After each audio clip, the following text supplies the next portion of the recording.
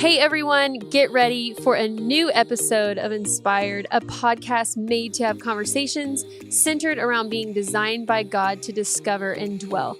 Whatever season in life you're in, you'll pick up helpful insight, thoughts to think on throughout the week, and leave this episode feeling inspired to know God in deeper ways. I'm Jessica, and I'm on the Inspired team here at X Church, and today we dive into priorities. So many of us have so many priorities to juggle, and we can find ourselves overcommitted too much. So this episode, we go through how to narrow down your priorities and how to ask for discernment and bravery and honesty as you talk to those around you and cutting out some of those priorities. You're going to want to tune in. It's a great episode. Listen in. Welcome back to the Inspired Podcast. We're I got here again. Janice and Megan with me. Woo-hoo. Week 9, right? Week 9. Week 9. Let's get after Episode it. 9. Yeah. So 2 episodes ago, we talked about emotions and we all needed a nap afterwards. Yeah. And then last week, we talked about the culture of comfort. And you can do hard things. Yeah. And I'm going to speak in the camera and say, you can do hard things. I promise you can. Need to. That's you right. need to do hard things because you learn a lot. So we talked about that last week and it was an awesome episode. So good. And then this week we are on to talk about something that is hard for every woman, I think. Yeah. Probably for every human, if I'm honest. I just feel like it holds a special place for women, though. I think so, this is too. one that's just I think it been, holds a like, special place for women because I think as women we try to do a whole lot at one time. Yes. We try to Mhm. put on all of our hats. Yeah. Mm-hmm. And so this week we're going to be talking about priorities. Silence. Yeah.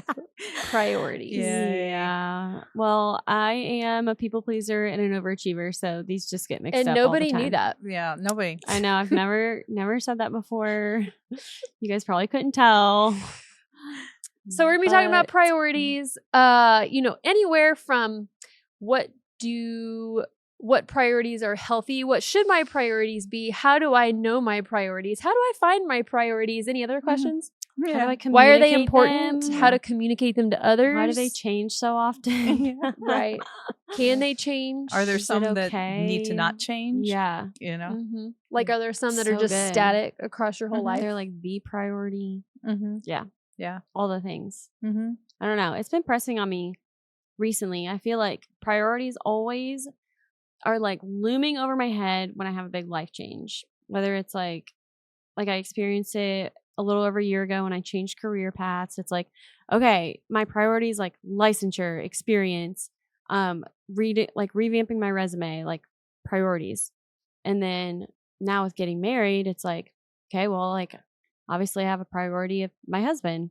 And how do our our shared priorities look?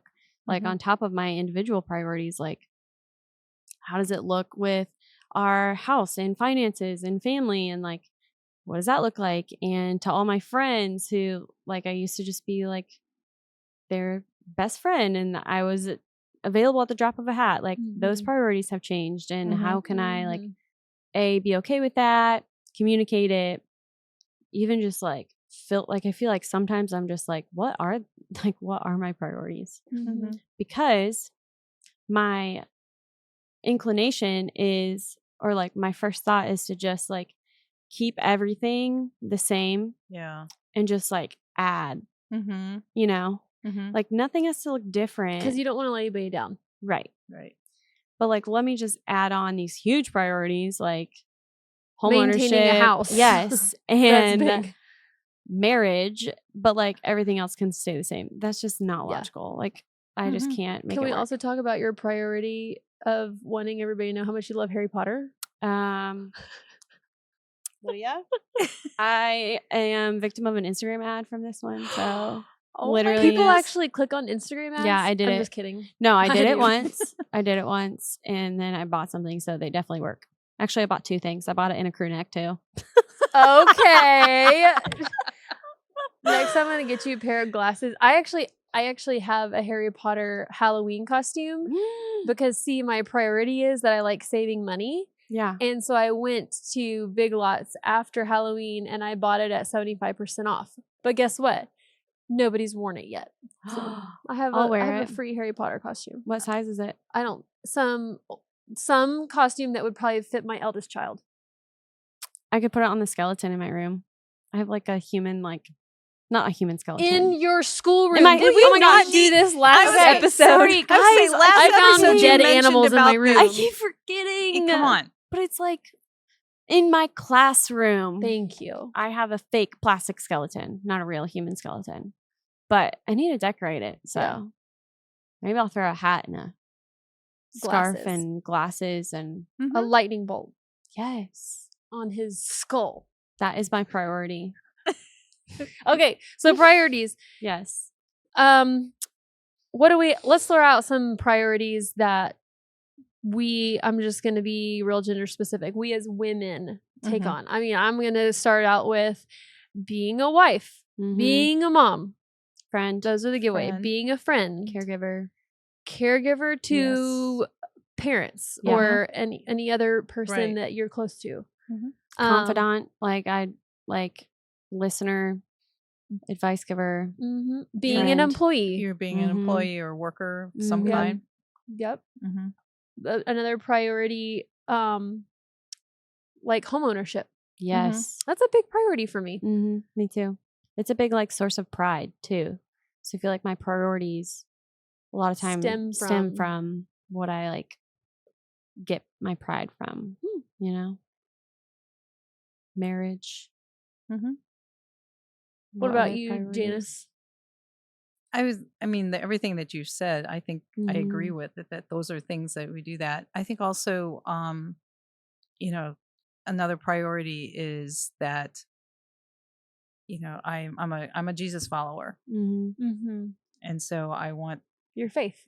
Yeah. my faith is a priority always. Yeah. And so that I think that's probably the one that if you want to think about a wheel with spokes and your priorities, for me, that's the one that's the center that holds all Mhm. the other ones together because it Mhm. Yeah, that's influences good. all the other ones. I like Yeah. that analogy. I know. You're the best at analogies and metaphors. I love it. Yeah, I think that as well. I had something in my head and it left. That's cool. I think too, like as we're listing out priorities, Mhm. I'm thinking of like the tons of priorities within that category, like homeownership, Yeah. you know? So it's like, okay, well, in like our home, like Jordan has priorities of like yard work, which bless him because can't do it. And I like love mowing. I take on, oh my gosh, I need like 6 Benadryl before I mow the lawn. Then I'll fall asleep on our riding mower and that would just not be good. No. But I like, even as we're just talking about priorities, it's like sparking like, oh, this is everything I do in like these areas. And then it's like, I just do a lot. Like, how do I like do I remember what I was going and to say. be all that, you know? Yeah, and because like when you said and be all that, I think we can list out this thing of priorities of like what we physically have in Mhm. front of us, but let's not dismiss the fact that we have some priorities behind the scenes and Yes. what people Right. see. Like it's Yes. my priority to do things excellent, Yes. which puts the pressure on me to do things in a perfectionistic way. Mhm. I want to be respectful. It's a priority for mine to be respectful. So I have to be in all of my categories, family, house, faith, all that. I want to respect others and be respected. So I think that there's like this Yes. whole list Yeah. of priorities going on under the surface too Mhm. within us, which is a lot of Yeah. like our values and the tight knit things that kind of make us who we are. But you talked about plate spinning last episode. Yeah, I did. I think I should have you should have brought your plates and I'm really wanting you to do that one episode. So Same. When I get it so that I can get it up there and be consistent about it, I will bring it. but plate spinning, I feel like with priorities, we not Mhm. only have all these things that we're trying to keep everything spinning, Mhm. but I know for me personally, I've got plates that are falling off left and right. Yeah. And Mhm. then I feel this guilt and I Yeah. feel a little bit of shame of like, well, I couldn't do it well. And so that must be why my plates are on the ground. Yeah. So I think we should dialogue about those priorities, what we do, how do we select the priorities that are important to us? How do we keep them spinning? And what do we do when we let them fall? Yeah. I think, overcommitment. What's that? Just kidding. Miss host every party at your house. That's right. Listen, Right out the gate. It's just a phase. I keep telling Jordan that. I wonder, because I'm like, I can look at you because I've been where you are and be like, man, she's either going to get real tired or that's just part of your personality and that's a priority for you. Right. I love hosting. Yes, I understand that. I love hosting too, but I can also get really tired of it. Yeah. But you can That's also true. let somebody else host too. Yes. And not And deny I have them friends that who privilege. love hosting. So it like works out. Yeah. Because then like a lot of times we can like when I'm host tired, together. you hand off the baton and say, Yes. like, you You host do. now. Yeah. Like That's you right. have Bachelorette this week. Yeah. I'll take it next week. Mm-hmm. And the week after. And then the week after that. Yeah. Just See, there kidding. you go. No, I mean, overcommitment, I think, I don't know. I think women are really, it's easy for us to fall into being very prone overcommitted. to overcommitment. Yeah. I mean, because there are so many plates that we spin. Yeah. And so it's really easy to do that. And I think when I was sitting here thinking, it's like, so how do you know if you're overcommitted? Because there are people who have all kinds of like capacity or whatever who can Right. just, Yes. Yeah. who They can carry a whole lot they can keep 20 plates spinning and just with be cake fine. on them. Yes, and be fine. Okay. Yeah. But then, there's others of us that can't do that, and it's like I was sitting here thinking, so how do I know if I'm overcommitted? What is it that's going on in me? And I think for myself it's like it's just feeling so stressed and feeling and realizing, like you were saying, the plates are falling. I'm not doing things the way that I would want the consistency that I would want them to be done. Yes. Or with the excellence I would want them that I would normally do. I'm giving people half my attention instead of all of my attention. Oh my gosh. So true. All of those things. And then it's a danger signal for me to say, okay, if you're just feeling like that and you're realizing, when was the last time I was home in an evening and had nothing to do? Right. That is a signal to me that, okay, girlfriend, you need to sit down and look at your schedule and do whatever, because it's really easy for me, because I am single, to say, sure, I'll do that. I can do that. I can, whatever, and fill it up and then realize, why am I so tired? Yeah. And, why am I getting impatient with myself? And, why do I just want the whole world to go away and leave me alone? That's a good sign. That is a great that sign. normally is like, okay, I'm doing too much if I'm feeling like, well, yeah, because if you're normally a very upbeat, lighthearted person and you're feeling this inner weight of like, I don't know what I got myself into, that's a good sign that you're overcommitted. I think my sign to myself when I'm overcommitted is people pleasing. When I know I'm getting to that spot where I just say too many yeses. Yeah. And I realize, oftentimes I don't realize I'm overcommitted until I'm already committed. Yeah. I mean, that's why it's called overcommitted, because you don't realize it until you're actually committed. But I start to notice being overcommitted when I say too many yeses. And I realize, for me personally, just because of my roles in life and, being a wife and being a mom, those are probably two, like, my biggest roles right now, my two biggest priorities. And I notice that I have too many priorities when I start to see those top ones suffer. Right. Yeah, that's good. And really, like what you said, I almost want to take the priority of faith out of it. I mean, it can easily be a number one priority, but like you said, it almost deserves a more prominent position than that, like the center of it all. Yeah. I mean, like my priorities are my spokes. The faith is in the middle, and like it makes all of those even possible to be there. But I mean, because I can even stem back to like my faith, like my husband is there. We have the relationship we do because of our faith. Like my relationship with my kids and the way that we operate as a family is there in place because of my faith. And so I almost don't even want to include faith as a priority. Right. It's like it's just a way of life. what I start noticing is when I overcommit, those top tier priorities, like my husband and kids, can start to notice that. I notice they get tired and grumpy and start arguing a lot and get tired with each other. I notice like with me and my spouse, like if we're not like if he's saying things like, "Oh, I forgot to tell you that," or "Oh, I didn't even tell you that," that's when I start to know like, our priorities are a little, we're either full, our priorities are too full, or we're out of whack. Mm-hmm. Mine is, and it stems from like the people pleaser in me, is when I'm like, that is not me. Like I committed to that and I like followed through, but that's not like my standard of how I would want to do it. Another big one for me is like completely just forgetting about something.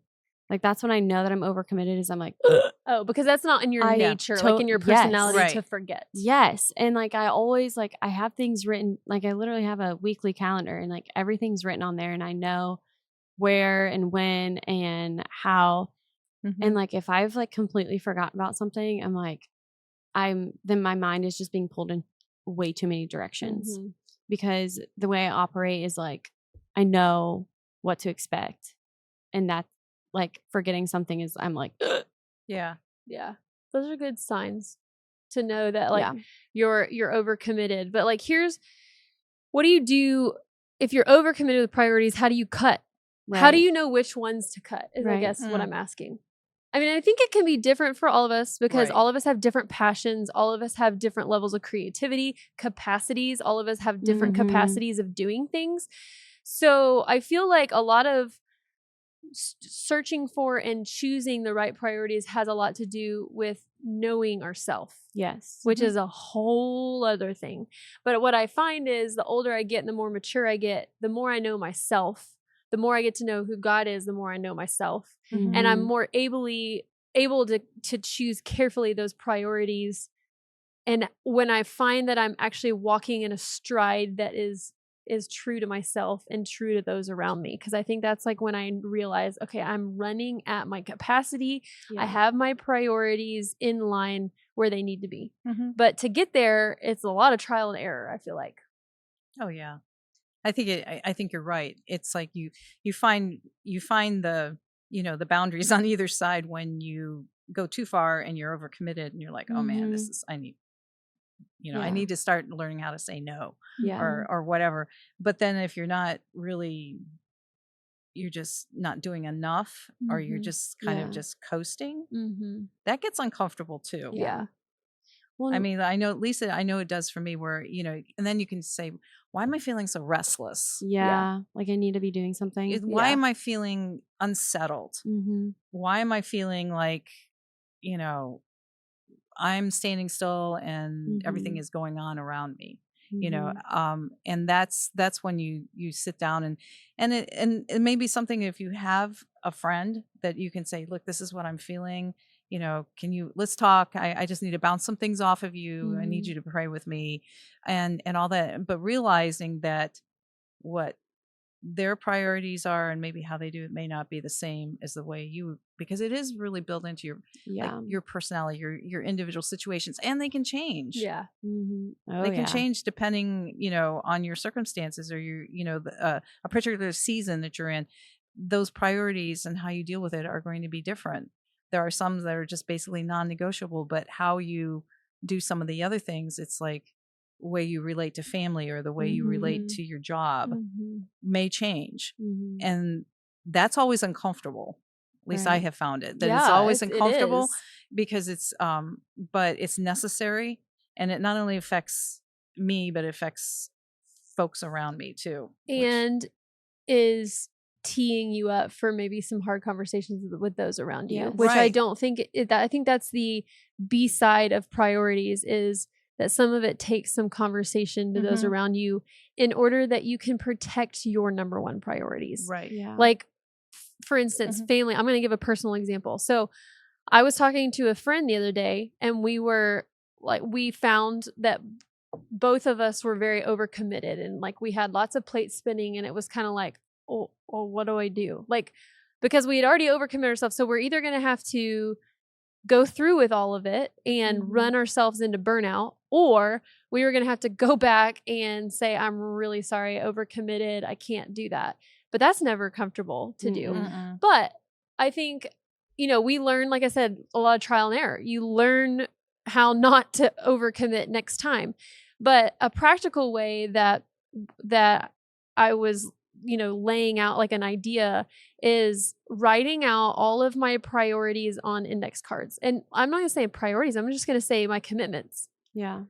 Writing That's out all good. my commitments on index cards and literally laying them out and praying over the index cards and asking God for discernment and where my priorities need to be. And so, I have like being a wife, being a mom, doing ministry stuff, keeping the house going. I need to be taking care of my body and eating healthy and exercising. I mean, like I just laid out all of these, like being a friend to this person. I've committed to being in this person's wedding. I've, like it can get real deep, but maybe a practical thing that might help you choose the priorities, laying them out, praying over them, asking God for discernment. And when he says, not that one, you take it up, you have that conversation with someone, you tear it up and you say like, I overcommitted. I can't do that at this time. Sorry. Yeah. And don't feel bad about it. I think that is like what is so hard for me because I think like right now is a season of like a lot of changes. Actually, we've like Jordan and I both are walking into new jobs this year. Like we're both teaching at new schools. We just got a house. We just got married. Like you're mixing families. Yes. Yeah.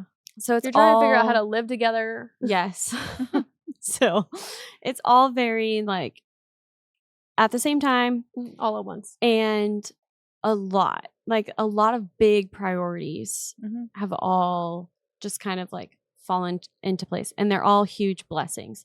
And so it's like I almost feel guilty for seeing them as like, oh, this is like a huge source of like just like burnout or whatever the case may be, because they're like the biggest blessings we've ever encountered. Right. And if I have all these blessings, why am I feeling so Yes. stressed? And so it's been hard for me because there are friendships and there are relationships that just have to look different. Like I've like evaluated my own capacity, and I'm like, there are just things that are going to be different, but it's not that person's fault. And so for me, I feel the guilt of like, well, my life is changing and like this person is suffering because of it. And it makes me just want to like I said at the beginning, like it makes me just want to keep everything the same, just add. And so those conversations are like, it's what I'm trying to learn how to be comfortable with. Like we just talked about being uncomfortable. Because it's not like that person's fault, you know.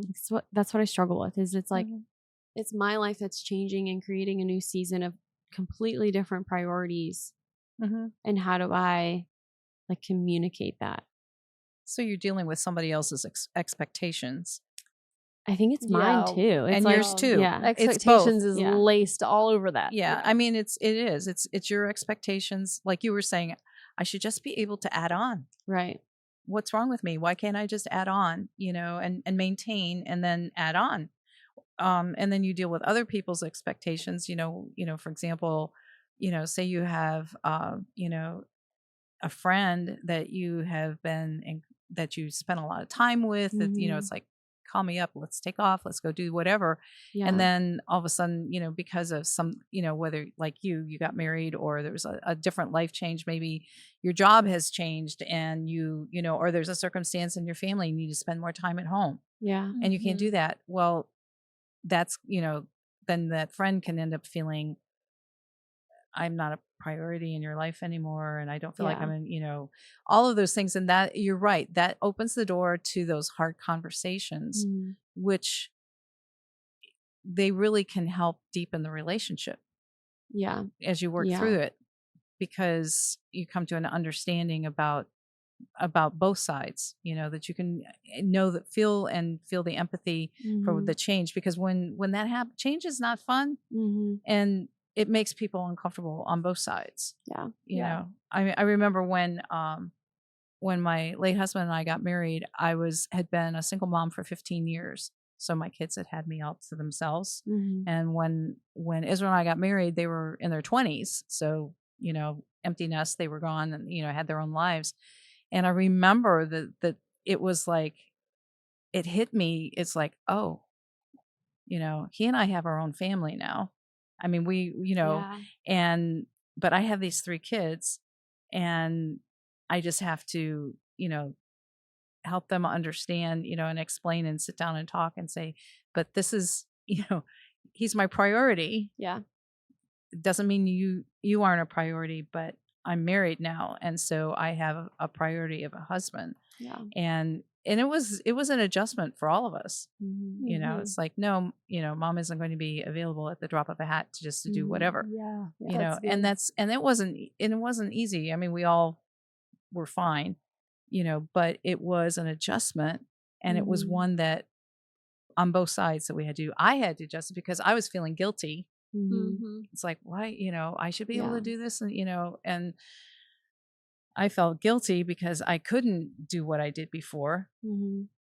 And they didn't understand why I couldn't. And we all figured it out. Yeah. I think 3 words that come to mind in this, that when you guys are talking, is discernment, bravery, and honesty. Yeah. Because when we find ourselves in a priority or overcommitted to priorities, and we have to scale down our priorities, or we have to cut priorities, how do we go into that in a healthy way for me and for the other person involved? And the word discernment came to mind, of knowing I need to pray for discernment to know my priorities, to know that I've heard from God that this is my priority, or I know from God that this is my priority. Like your husband or your kids, that if you are married and have kids, your priority needs to be your husband and your kids. Yeah. So if I know that's my priority and I have a discernment to know that's my priority, then I can go into it and I can walk into that priority with bravery to say, like,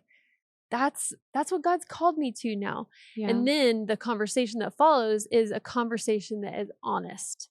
And a lot of, like, sometimes we're afraid to have honest conversations because sometimes they don't really end up like we want them to. Even though we were being vulnerable, authentic, and honest, they can still backfire at us and cause us a lot of stress and anxiety. Yeah. But at the end of the day, I can only say I was honest. Yeah. And what I communicated to you was authentic and out of a place of vulnerability. So I'm asking you to receive this, and which is another side of your priority. Because if you do have to go to someone to say, I'm overcommitted, or I'm working on something else right now, a lot, like, this is taking more of my time. I'm going to be working on my new marriage.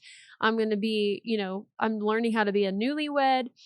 Those people might have to be at the end of that conversation. So my question is, how can we create a space for the people in our lives for them to figure their priorities out? Yeah. Because I know that when I've had to figure out priorities, I've needed safe people, and I've needed to say, like, someone to say, I understand. Yeah. How can I help you? For sure. I think one thing that, like, really gets in the way for me is, and it's the same reason I follow, like, if I say no to something, I really struggle with not following it with an explanation. And so I feel like anytime I'm, like, readjusting my priorities, or I find myself overcommitted, I feel like I just have to explain myself and justify myself to anyone I encounter who's, like, on the negative side of, like, my priorities changing. And to me, it stems from a place of, like, wanting to just protect, like, that image that I, like, want people to have of me. Yeah. And B, like, it makes me feel, like, less guilty about it if I can justify it to someone else. Right. And so I can almost, like, justify it myself if I can speak that and justify that to someone else. And it doesn't help when one of your, like, priorities is misaligned and it's with a bunch of people. So, like, like keeping up with a lot of friendships or relationships, which I've gotten like a lot better at. But one thing that someone told me once that has really, really helped me is that the people who love you will know your heart. Yeah. And that so inner circle. you can rely on, you don't have to run and defend yourself and justify yourself to everyone who you want to keep up this reputation with, because they might hear something about you, and you can trust that they know your heart and they will know what is actually going on. Yeah. And it's hard to like rely on that because it's out of my control. I mean, that's like the bottom of it is like, I can't force someone to know and remember like my heart is like, I have good intentions. Yeah. I think another big part of priorities is expectations. Like we had talked about that at the very, very beginning. But as I sit here and listen to you guys, the more I think of like a time in my life where I've said I have these priorities and they've been my priorities and God has other plans and I'm unwilling to submit to his authority for his priority in my life. Of the priorities he's bringing me into my life. Like for instance, kids, they're my priority, right? I mean, I can tell you, I sacrifice a lot for my kids. I make sure that they have what they need. Like all the things that I can check off a list of like, see, I can show you, see, they're my priority. I took care of them today. I fed them. I put them to bed. I bathed them, make sure that they were cleaned, all this stuff. So it's easy for me to be like, yeah, of course you're my priority. I did all those things for you. But where God really got under my skin and into my heart was, but are they the priority and the object of your affection? And I was like, huh. What? Because there was a time in my life where I wanted my priority to be something else. And I felt like my kids were getting in the way of that. Like serving alongside my husband doing ministry at a previous church that we were at. We had, like my husband and I grew up in our relationship and then in our early marriage before we had kids doing ministry together. We would do ministries together. We would lead Bible studies together. We would, whatever. And like, so I was always there where he was, and he was always there where I was. And then we moved to Ohio and he started working for a church, and I wanted to get to know his people, the people that he was friends with, the people that he went out to eat with. And I wanted to be in his world because I had always been in his world. And I felt like my kids were getting in the way. And so I felt like God just whispered to me, readjust your expectations because my priority for you is not ministry right now. It's your children because your children are 5, 3 and a newborn. And I need you to be all that you can be for those kids. I need you to pour your affection into them. I want you to pour in your energy to them. I want you to also be in the trenches physically taking care of them. And I was like, okay. And so I had to readjust. I wanted to be doing something else. And what I had to be careful of is not letting bitterness take root or resentment take root, because at the same time, I was like scrolling on Instagram and seeing all these people who are like, oh, I have a side hustle. I'm doing this. And in my mind, I'm like, well, I can't do that because I have kids. Or like, oh, me and my husband are doing ministry together. I want to do that, but I have kids. And like, shame on me for putting not giving my kids the attention like that. But it was a perspective shift and in a what word did I use earlier? Expectation shift that I needed to make and putting my priority into my kids. So for that season of my life, I committed to say, I'm not going to be serving at church. And that was really foreign to me. It was really foreign to me because I had been going to church and serving in the church ever since I was little. And so it almost felt like not religious. And it actually was not religious. Like, okay, like we always say, serve, serve, serve. Like it's a great way to get hooked in, but there might be a place in your life where it's just not possible. Like I know, like your sister, she has 3 tiny humans, and I've had conversations with her. Like, I'm just not serving at church. And I'm like, girlfriend, Yeah. You are serving your children. I know. And like, don't be confused about Yeah. like, or don't be, led astray to say like, just because you're not up at the church serving That's in a right. kids class that you're not working for and in the kingdom of God. Right. Mm-hmm. And so don't believe that lie. Yeah. Because I believed it for so long and God was like, hello, my priority for you are not honoring. And I think like that example, it made me think of like when I look at my sister and I see her as a mother, like I know that she's doing exactly what like Jesus has called her to do. Mm-hmm. And so I think that a lot of times like we're scared of maybe giving up that priority, like maybe not serving. Like we're afraid of not serving because we think that people might assume that, oh, we've like gone astray. We've fallen off the Right. deep end. Yeah. Right. But what we don't think of is like how many people, especially in your circle, like in your square squad, like if we want to take it back that far in the season, how many people can look at you and be like, that is like exactly where God has called you to be. Yeah. And we don't think about that. We think about, oh my gosh, How does this look? what are they going to think of me? Optics. Right. What are the negative side effects of this? But anyone can tell you that when they see me in the classroom, they see that I'm doing exactly what God has called me to do versus when they saw me working in the emergency room.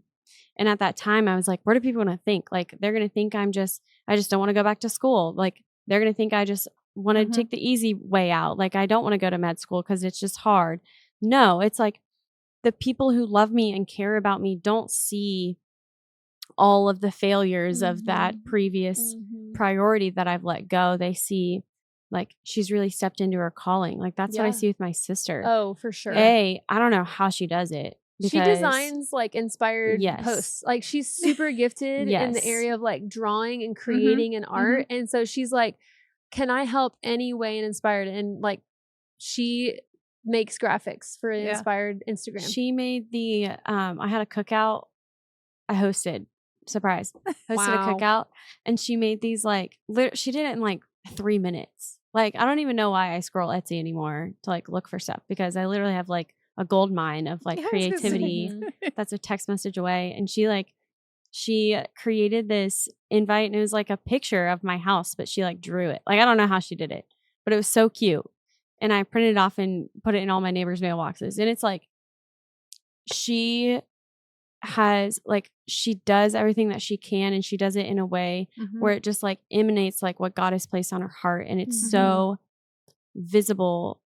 And I think a lot of times like she as like I find myself in that mindset too of like, well, am I like, do people really think that of me or am I letting someone down? And so that just made me think of like on the flip side, there are probably it's her a lot perspective of herself. That's right. That And speaks to a lot of maturity of God's growth in her because she's chosen to accept like I can't be at church every single Sunday serving in this capacity or whatever, but she's like, but I'm going to be serving. But you might just not see it. Right. And I think she's found a lot of value in, like she's told me, like she's found a lot of value in the behind the scenes that we've been talking about. It's the ordinary and the mundane that God's glory fills. I think the thing that gets in the way sometimes of us stepping into some of those things is that we don't want to be misunderstood. Yeah. I mean, that's really uncomfortable. But I mean, like on our last episode, we talked about doing things that were uncomfortable. And sometimes that's exactly it. It's just to say, I can't do this anymore, but I know I'm called to be doing this. You know, and I like what you said, Jessica, about shifting your expectation, your perspective. I think that any of us who've, mothered small children know that there's a season when when you're looking at the pie of your time, it's like a lot of it is going to be that. And then there's like sliver of self. Right. There's this little sliver and that's what's left, I mean, it's just the way it is. It is. Because I remember I had, when my youngest was born, I had 3 kids, 3.5 and under. And Wow. it was kind of crazy. Yeah. It really was. Just And kind of, it was though, the right? same thing. I was frustrated because it was like, I can't do this at church. I can't do this. This is going on, that kind of thing. And all. And it was one of those, really a come to Jesus moment where it was like, because I was feeling like I was useless, when it came to the kingdom of God. And it was like, no, this is your ministry field right now. Yeah. And you need to pour all of that in there. And I remember the Lord saying, and you know what? You can pray. Yeah. Yeah. You can pray. Yeah. And I shared this at a meeting last night, but I mean, I'm there, I have 3 kids, a 3.5-year-old, a 2-year-old, and an infant. And so, I'm up at night, nursing the baby, and instead of, like you were saying, feeling really resentful, and all this kind of thing, it was like, okay, I'm just going to start praying. So I started praying. Well, then people found out that I prayed. And so they'd say, Janice, hey, can you pray for me? Absolutely. It's exactly what happened. It was like, well, since you're going to be up praying, can you pray about this? And I'm like, okay, all right, this is my season, Yeah. and the time came when there was time to do the other, but I'm thankful that I was, that I submitted to that. Yeah. Yeah. And did that so that I can look back and I mean, every parent has regrets, but there's a lot of regrets I could have had that I don't. Yeah. But yeah, I mean, you have to be willing to be misunderstood. Yeah. I think that's a big one that I think fuels the my need and desire to over explain myself. It's because I want to make sure that you don't misunderstand me. But what I found is how someone perceives you isn't necessarily going to change, even if you do take however many days or attempts to explain yourself. That's when it comes down to your circle of people, knowing and understanding your heart. Yeah. For me, and with getting married, Jordan and I, our priorities now are each other. We don't have kids yet. Yeah. So my spouse is my priority. It's not and he, I'm his priority, and he makes that very clear to me. And it's not our in-laws. It's not at the extended family. Right. And we struggle because we don't want to come off as selfish or just we just dropped them, because well, that happens with friends too when you get married. Right. Yeah. I lived with my mom. I don't live with my mom anymore, and my priorities are changed. Yeah. To people who don't know my heart, it's oh, you just kicked them in the dust or left them, but it's to people who do know my heart that I can depend on. Yeah. I'm okay. It's just so relieving to not explain yourself.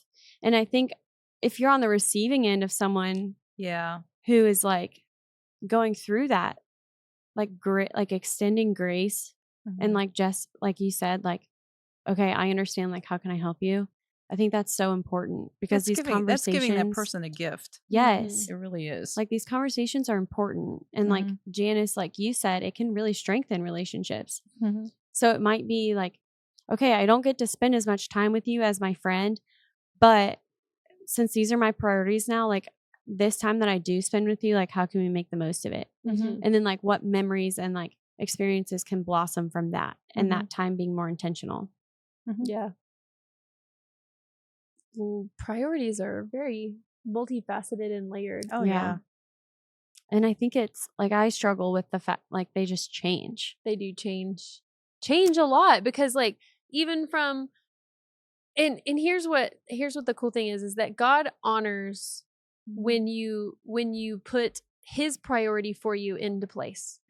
Because those years where I could not do ministry with my husband, I needed to put my kids as a priority. I needed to give them my affection and my energy and my attention. Those were short. I mean, it didn't seem short in the middle of it. It never does. But they were short, in all honesty, because now guess what? All of my kids are in school. Yeah. And I can come up to the church building, work on inspired stuff, have time to record a podcast like this, although my kids are back in the fort fending for themselves, but they're at the age where they can't, and it's all the things that I poured into them in those years, right? Yes. Right. No, but what I'm saying is that God honors when you put his priorities into place in your life. So that would be the number one thing, as I would ask God for discernment and knowing your priorities. And then second of all, I would pray that people around you would also receive that from you and be able to assist you in helping you make those priorities an actual priority. Yeah. And then I would have the tough conversations if you need to, and to be honest with yourself and to be honest with the people in your life that are supporting you, because we need a support system. If we're going to have these priorities continue to grow and stay, we need a support system of people that are helping us keep those priorities straight and on track.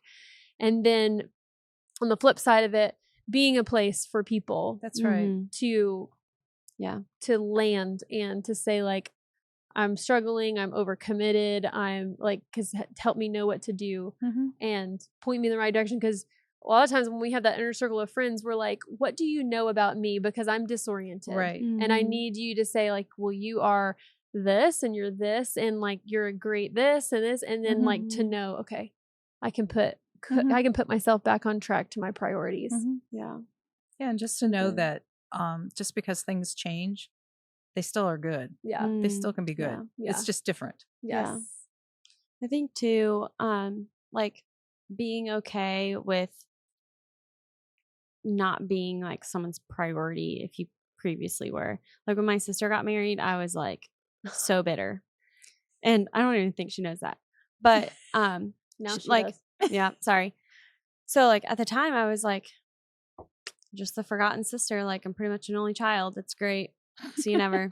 But like she stepped into the priority that God had placed before her, which was her husband. And from that, she's had 3 beautiful kids and like a fruitful marriage. And they are still like, she's still seeing the fruit of that decision. And so I think there's something to be said about when someone you love steps into a new priority that God's laid out for them, like cheering them on, even if it means that you might not be the object of their priority anymore, you know, but like just being excited and like supportive of someone stepping into that priority, even if you might be feeling a little neglected. Well, and it's also, you can take that same level of how you felt as you go in, have these conversations with the people now that you're having to have these, you know what I mean? So like you can have the empathy to say like, look, I know like I've been in that place before and I felt like abandoned. I felt like they just forgot about me, but I'm not forgetting about you. I'm rearranging my priorities and then I want you to have grace for me. Yeah. A space of grace for me. Space. Yeah.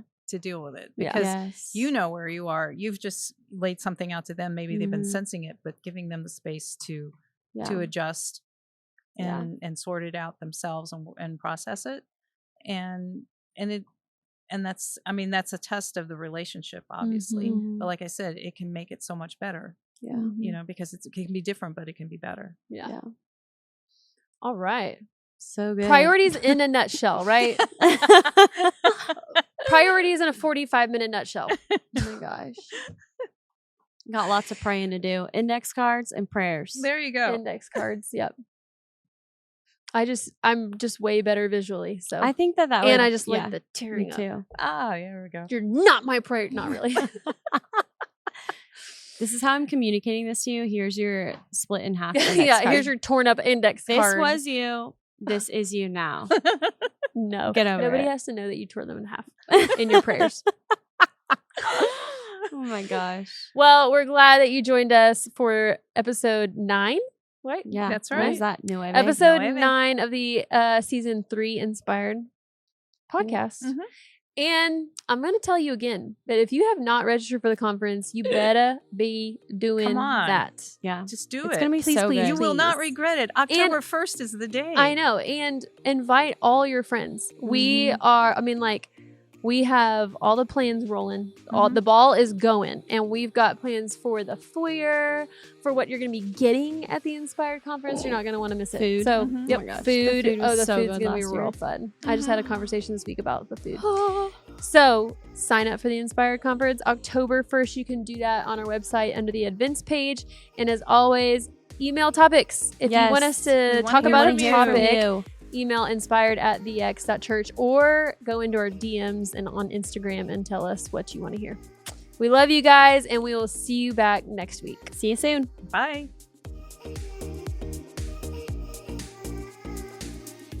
Thanks so much for listening. Our hope is that everyone who hears these episodes, near or far, would know that the invitation at our table is always open.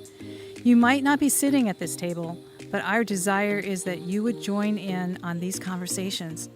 So if you were inspired by today's talks, send us an email at inspired@thex.church. We'd love to hear your thoughts, stories, and questions. And as always, don't forget to rate and review wherever you listen to podcasts.